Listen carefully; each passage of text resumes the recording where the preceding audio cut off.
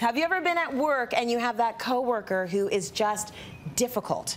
We want to talk about the difficult coworker and how you deal with it. So, Marjorie, I'm going to start with you. Have you been in a situation where you have a difficult coworker? If so, what'd you do?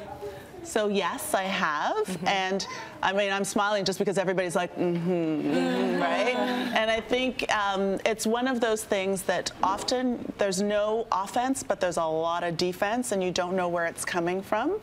And I learned from my parents, and I try to teach my kids that taking the high road goes the distance, and actually not engaging.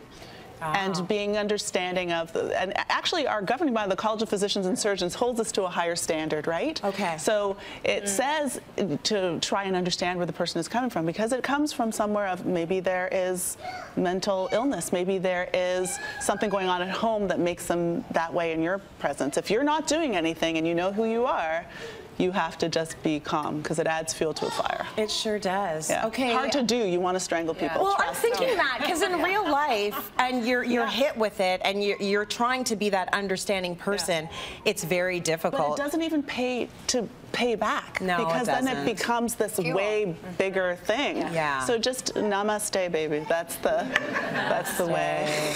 Mairlyn, are you namaste? I am namaste, because I had a little mini brain injury, and I was very erratic for a long time, and I would be that person that'd be standing over in a corner, you know, like staring at a wall, and you know, you see people like that on the street, you go, what the hell's, you know, their problem? And so it kind of made me understand better that everybody comes with a story, and so it comes from a place. And so, you know, there but by the grace of God go I always think. And so I don't think, and as an actress, you know, you study parts, so you go, what's their modus operandi? Like, why did they do that? And it's the backstory, right? It's the subtext. Yes. There's always something that's kind of going on underneath it. I go back and forth between thinking, because I'm not very confrontational, and I was saying to the audience, what do I say in this segment so I don't get fired? And they said, one of the pieces of advice you can give is to stay above the fray. One thing I do is I can kill you with kindness.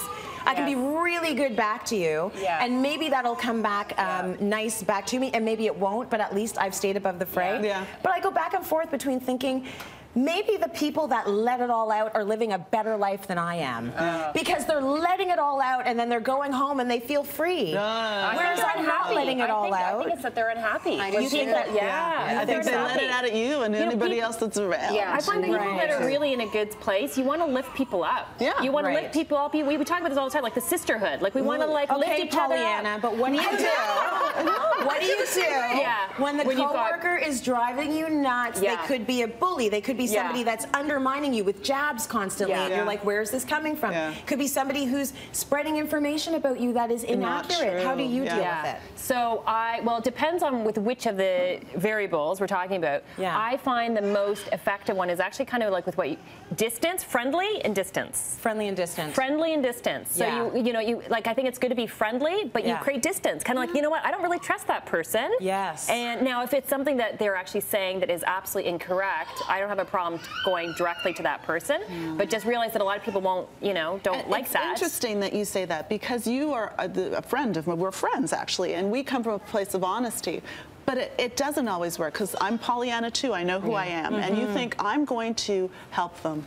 I'm going to make them better. I know I can. And so you're like, I'm going to go talk to them, and I'm going to be like, listen. I know, but this is one time I can tell you it did not work. But you know what? But define how it works, because this is the part. This is the problem. If we define it's working as it gets resolved or they change, then we might be totally disappointed. Well, that would be the hope, right? Well, the hope is, but I think the goal has to be, I'm going to respond as best as I can. And you're not going to try and change. And I'm not going to try and change. And I'm going to try to like respond. And if it goes well, awesome. But at the end of the day, I can be proud of how I handled it. Like I think we have to redefine with what success is in it. Being optimistic and positive, I think, really rubs off on people. It does. It does. So, and chocolate. Sometimes it does. Sometimes it doesn't. You need to hang out. I don't know.